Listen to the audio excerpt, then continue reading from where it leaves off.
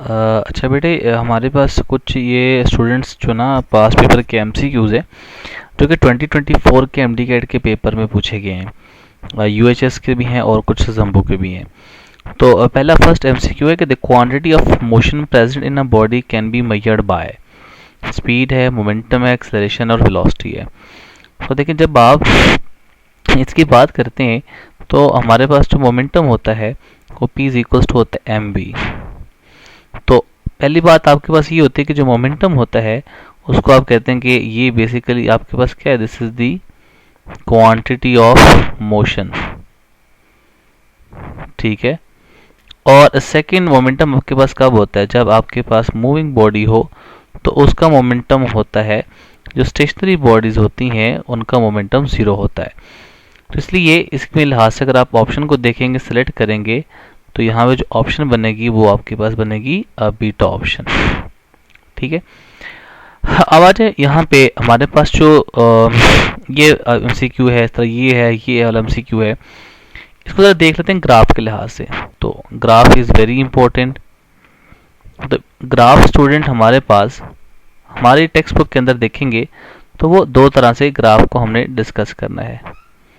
एक जो first graph आपने डिस्कस करना है वो आपने डिस्कस करना है स्पीड टाइम ग्राफ को डिस्कस करेंगे, और दूसरा ग्राफ आपको डिस्कस करेंगे डिस्टेंस टाइम ग्राफ। यानी dt ग्राफ आपके पास हो गया डिस्टेंस टाइम ग्राफ, और यहाँ पे आपका सेकंड हो जाता है vt ग्राफ हो जाएगा। ये दो ग्राफ आपने डिस्कस करने हैं। तो हर ग्राफ जो भी आप यहाँ पे डिस्कस करेंगे, चाहे डिस्टेंस टाइम ग्राफ हो या फिर आपके पास स्पीड टाइम ग्राफ हो, तो उसकी दो चीज़ें आपने डिस्कस करनी है और दो से ही आपके बेटा क्वेश्चन पूछे जाते हैं। सबसे पहले आप देखिए यहाँ पे डिस्टेंस टाइम ग्राफ है या फिर आपके पास जो स्पीड टाइम ग्राफ है। देखिए, स्पीड टाइम ग्राफ की बात करें या डिस्टेंस टाइम ग्राफ की बात करें तो एक आपका स्लोप होता है और जो सेकंड आपके पास होता है वो है एरिया। ठीक है। अब यहाँ पे देखें, जब आप स्लोप की बात करते हैं तो हमारे पास सपोज कर लें कि ये हमारे पास वाई एक्सिस है और ये हमारे पास एक्स एक्सिस होता है। स्लोप को हम एक और नाम भी देते हैं जिसको आप कहते हैं ग्रेडियंट का। ठीक। स्लोप का जब हम फार्मूला लिखते हैं तो स्लोप होता है this is equals to delta Y divided by delta X. तो स्पीड टाइम ग्राफ में यहाँ पे हमारा डिस्टेंस टाइम ग्राफ में यहाँ वाई एक्सिस के ऊपर डी होता है और एक्स एक्सिस के ऊपर टाइम टी होता है। ठीक है। तो जब आप इसको कैलकुलेट करेंगे तो ये बनेगा slope is equals to delta Y means कि डी और आपके पास एक्स एक्सिस के ऊपर क्या है, टाइम। तो अगर आप इसकी यूनिट निकाल लें तो ये बन जाएगी मीटर पर सेकेंड। तो देखें, क्वेश्चन अगर आपके पास पूछा जाए कि हमारे पास डिस्टेंस टाइम ग्राफ है तो उसका स्लोप क्या इन्फॉर्मेशन देता है, तो फिर तो इसका मतलब ये है कि आपका क्या बन जाएगा, स्पीड बन जाएगा। लेकिन अगर आप बात करेंगे कि हमारे पास जो ग्राफ है वो डिस्प्लेसमेंट टाइम ग्राफ है, तो फिर उसकी जो आउटपुट बनेगी वो आपके पास क्या बन जाएगी, वेलोसिटी बन जाएगी। ठीक है। अब आज हमारे पास स्पीड टाइम ग्राफ की बात करते हैं। तो स्पीड टाइम ग्राफ में भी उसी तरह से आपने दो चीज़ों को डिस्कस करना है। एक आपने डिस्कस करना है स्लोप को और दूसरा आपने डिस्कस करना है एरिया को। लेकिन डिस्टेंस टाइम ग्राफ की एरिया की बात कर लें हम, तो याद रखिए एरिया हमारे पास होता है जब आप एक्सिस को आपस में मल्टीप्लाई करते हैं। तो एक्सिस को मल्टीप्लाई करें तो हमारे पास एक्स एक्सिस के ऊपर टाइम है, वाई एक्सिस के ऊपर डी है, तो ये बनेगा डी इंटू टाइम टी। तो अगर मैं इसकी यूनिट निकालूं तो इसका मतलब ये बनेगा मीटर इंटू सेकेंड। तो मीटर सेकेंड हमारे पास कोई भी ऐसी क्वांटिटी नहीं है जिसकी यूनिट मीटर इंटू सेकेंड बन रही हो, तो यहाँ पे आपको किसी भी क्वांटिटी के बारे में इंफॉर्मेशन नहीं देता। तो area under the distance time graph gives no quantity. अब आ जाए हमारे पास स्पीड टाइम ग्राफ की बात करते हैं। तो स्लोप देखें, ये हमारे पास सपोज कर लें वाई एक्सिस है, ये हमारे पास एक्स एक्सिस है, तो यहाँ पे वी होगा, यहाँ पे एक्स एक्सिस के ऊपर टाइम टी है। तो स्लोप को जब आप कैलकुलेट करेंगे तो ये क्या बनेगा, delta Y divided by delta X. Y axis के ऊपर आपके पास क्या है, वी, और यहाँ पे आपके पास टाइम टी है। इट मीन्स कि वी बाई टी है, तो ये आपको किस चीज़ के बारे में इंफॉर्मेशन देता है, एक्सेलरेशन के बारे में इंफॉर्मेशन देगा। ठीक है। तो अगर आप इस एमसीक्यूज को देखें जो कि सजम्बू 2024 का ये एमसीक्यू है कि the accelerations can be determined by the gradient. Gradient means slope, तो किस ग्राफ की स्लोप से हम यहाँ पे एक्सलेशन फाइंड कर सकते हैं? Displacement time graph? नो, क्योंकि उसकी हमारे पास जो डिस्प्लेसमेंट टाइम ग्राफ है उसकी जो हमारे पास स्लोप की वैल्यू आती है वो आपको पता है, अभी हमने डिस्कस किया कि ये वेलोसिटी इन्फॉर्मेशन देगा। फोर्स टाइम ग्राफ से हम नहीं कैलकुलेट कर सकते, तो स्पीड टाइम ग्राफ है और वेलोसिटी टाइम ग्राफ है। देखें, अगर ये स्पीड टाइम ग्राफ होता, delta option velocity time graph ना होता, तो फिर हम स्पीड टाइम ग्राफ को यहाँ पे टिक करते। लेकिन मोस्ट अप्रोप्रिएट बिट आपके पास जो ऑप्शन बन जाती है वो वेलोसिटी टाइम ग्राफ की आपकी ऑप्शन बनेगी। रिपीट करता हूँ कि अगर वेलोसिटी टाइम ग्राफ ना लिखा होता तो फिर आप स्पीड टाइम ग्राफ को ही टिक करते। ठीक है, अच्छा, अब आज हमारे पास इस एरिया की बात कर लेते हैं। तो एरिया आपको पता है कि आप एक्सिस को आपस में मल्टीप्लाई कर दें। तो एक्सिस के ऊपर मतलब ये है कि एक पे एक्सिस के ऊपर v है, दूसरे एक्सिस के ऊपर टाइम t है। तो देखिए हमारे पास मीटर पर सेकंड स्पीड या वेलोसिटी यूनिट और टाइम की सेकंड कैंसिल हो जाएगा। तो इसका मतलब है ये हमें उस चीज़ के बारे में इंफॉर्मेशन दे रहा है जिसकी यूनिट डिस्टेंस है, सॉरी जिसकी यूनिट मीटर है। तो ये आपको डिस्टेंस के बारे में इंफॉर्मेशन दे रहा है। तो area under the speed time graph gives us total distance, slope of the speed time graph gives us magnitude of acceleration. तो ये आपने याद रखना है। तो यहाँ पे देखें इस एमसीक्यू के अंदर जो कि यूएचएस के पेपर 2024 के एमसीक्यू है, इन वेलोसिटी टाइम ग्राफ हमारे पास वेलोसिटी टाइम ग्राफ है, area under the graph is equals to, अभी हमने कहा यहाँ पे आपके पास आता है इक्वल्स टू, ठीक है, इक्वल्स टू। तो देखिए हमें अभी कहा कि हमारे पास ये डिस्टेंस के बारे में इंफॉर्मेशन देता है। इसका मतलब है करेक्ट ऑप्शन आपके पास यहाँ पे क्या बन जाएगी? This is the Charlie option which is the distance covered by the object. तो the right option is Charlie. अब आज स्लोप के यहाँ पे बात करें डिफरेंट ग्राफ्स की। तो देखें अगर मेरे पास सपोज कर लो कि ये हमारे पास y एक्सिस था और ये हमारे पास x एक्सिस है। तो अगर आप बात करते हैं किस ग्राफ की? वेलोसिटी टाइम ग्राफ की। तो वेलोसिटी टाइम ग्राफ में हमारे पास क्या होगा? x एक्सिस के ऊपर टाइम t होगा और y एक्सिस के ऊपर बेटे आपके पास क्या हो जाएगा? वेलोसिटी हो जाएगी। तो स्लोप आपकी डिक्रीजिंग है, तो इसका मतलब अगर स्लोप डिक्रीज कर रही है तो इसका मतलब क्या हुआ? इसका मतलब कि बेटा यहाँ पे जो आपको इंफॉर्मेशन दे रहा होता है कि अगर आपकी स्लोप जो है वो डिक्रीज कर रही है, it means decreasing slope of the velocity time graph indicates negative acceleration. तो इसका मतलब है कि ये आपको किस चीज़ के बारे में इंफॉर्मेशन दे रहा है? नेगेटिव एक्सेलरेशन के बारे में। ठीक है, तो नेगेटिव एक्सेलरेशन भी कह सकते हैं या फिर हम कह सकते हैं कि ये डी एक्सेलरेशन होगा। जैसे अगर मैं ग्राफ की बात करूं तो अगर ये ग्राफ आपके पास ये है, ग्रेजुअली डिक्रीज कर रही है, तो इसकी स्लोप जो होगी वो नेगेटिव कांस्टेंट हो जाएगी। इट मीन्स कि यहाँ पे जो एक्सेलरेशन होगा वो नेगेटिव कांस्टेंट होगा। तो negative acceleration is also known as deceleration. So right option is alpha option. अब आ जाए नेक्स्ट हमारे पास जो क्वेश्चंस हैं उसके ऊपर आ जाए। हमारे पास है the rate of change of linear momentum is equals to. तो आपने ये फार्मूला डिस्कस किया था कि हमारे पास फोर्स इज इक्वल्स टू होता है delta P divided by delta T. So इसको आप लिख सकते हैं कुछ इस तरह से कि rate of change of momentum. So rate of change of momentum is basically equals to what? The force. So the right option is alpha option. तो हमारे पास ये जो MCQ आया है वो सजम्बू 2024 का ये आपका MCQ बन जाता है।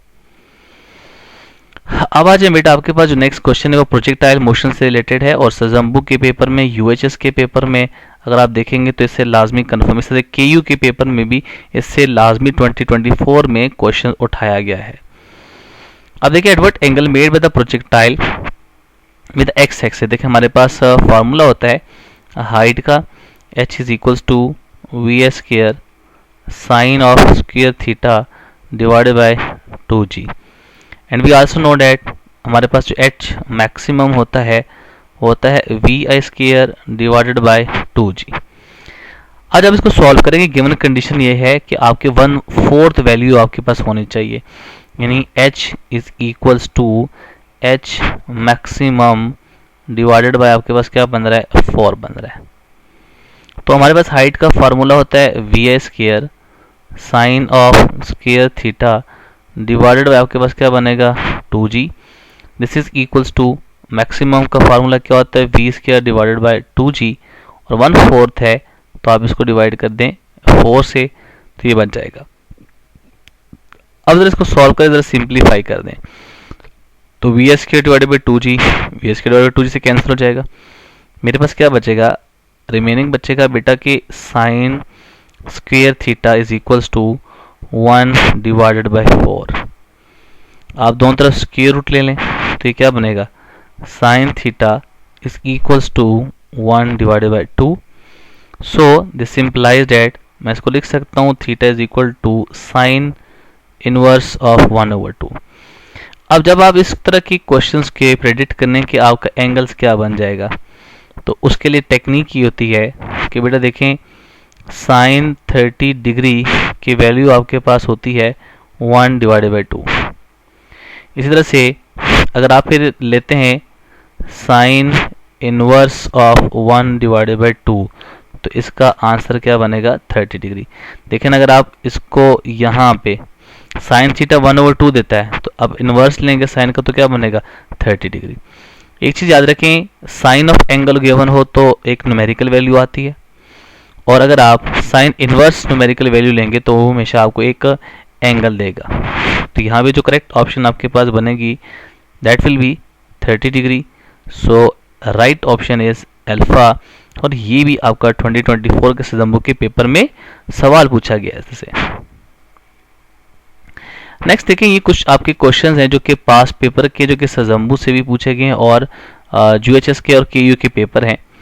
Which of the following correctly matches a physical quantity with its SI unit. इसका मतलब कौन सी इनमें से फिजिकल क्वांटिटी है और उसके साथ जो एस यूनिट लिखी हुई है। तो देखिए एनर्जी है, तो एनर्जी को तो हम न्यूटन में नहीं मेजर करते, फोर्स को न्यूटन में करते हैं, एनर्जी को हम जूल में करते हैं। तो this is the not option. Force को हम न्यूटन में करते हैं, जूल में नहीं करते, तो this is not a correct option. Velocity को हम मीटर पर सेकंड में करते हैं, मीटर पर सेकंड स्क्वायर में नहीं करते, so delta is not a correct option. लेकिन पावर की जो एस आई यूनिट होती है, S I unit of the power is this is 1 watt. So the right option बेटा आपके पास यहाँ क्या बन जाएगी, this is the power into watt. यानी ये फिजिकल क्वांटिटी पावर है, उसके साथ जो एसआई यूनिट है वो कौन सी है, वाट बन जाती है। नेक्स्ट एमसीक्यू जो कि केयू 2024 में पास पेपर में क्वेश्चन आया हुआ है, dash is the tendency of the object to remains at rest or in motion. It means कि ये आपके पास जो रेस्ट आर इन मोशन की बात हो रही है, इसका मतलब है कि ये बेसिकली बात हो रही है किस चीज़ की, स्टेट मेंटेनिंग प्रॉपर्टी की बात हो रही है। ठीक है, तो स्टेट मेंटेनिंग प्रॉपर्टी क्या होती है, इनर्शिया होती है। सो राइट ऑप्शन आपके पास क्या बनेगी, बीटा ऑप्शन, ये आपका करेक्ट हो जाएगा।